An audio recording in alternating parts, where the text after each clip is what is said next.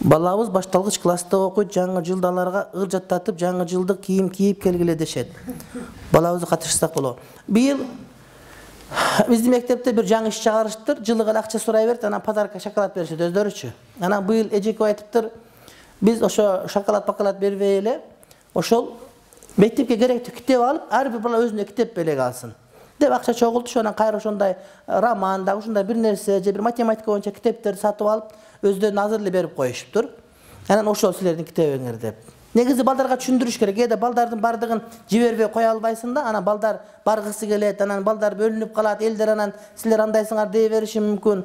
Бир маселе балдарга этикатын оңдош керек. Балам, бул сага подарка берген подарка, бул биздин өзүбүздүн подаркабыз. Биз эжеке ага тыйын берип, ошо тыйынга берет. Ошон үчүн муну Аяз ата деп айткан жок, ал жөн эле.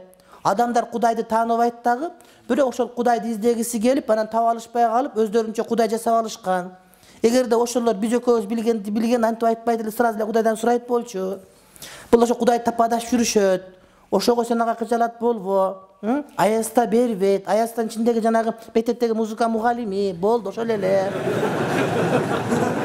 Тегеренген туура эмес деп түшүндүрүп айтыш керек балага. Ошондо анан бала акыйдасы оңолот. Шариатта компенсация маселеси кандай?